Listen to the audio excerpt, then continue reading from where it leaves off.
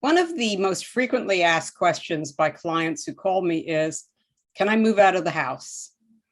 And so this is a issue that really affects most people getting divorced. At some point, one or both people are going to move out of the house. It's Anju Jessani for Divorce with Dignity Mediation Services. So let's talk about some of the pros of moving out, especially if things are in high conflict. It'll immediately bring peace to the house. And if your children are observing constant fighting, it's going to be a relief. On the pro side, if you can afford it, you might be able to find the place you're going to be living in anyhow, since you're going to have to move out sooner or later.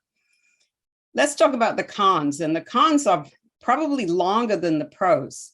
One of the cons is that if you move out and you move to your parents' house temporarily, your kids are going to get used to being with one parent more of the time. Then when you try and implement a parenting schedule, there are going to be some concerns because they've been used to being with one parent. The second is if you're planning to sell your house and you move out, you're going to have very little control about what goes on in the house in terms of viewing and so forth. So you've got that challenge. The third problem is if you do move out, you may have a support obligation that you weren't planning for. So while you're in the house, you're not going to have that support obligation. Here's another issue that might happen is that once you move out, if you don't have a parenting plan, you're going to see your children ad hoc. Another issue is that if you don't have a financial plan, we'll have no idea who's paying what bills.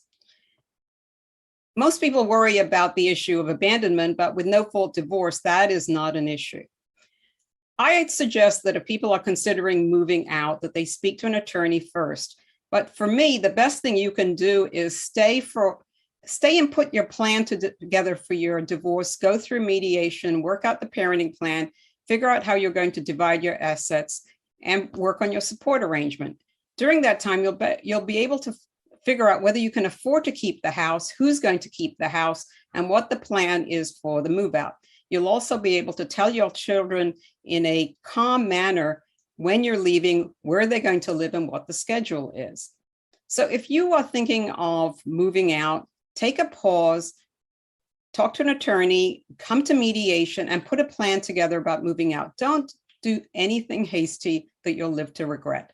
It's Anju Jessani for Divorce with Dignity Mediation Services, saving dollars, making sense.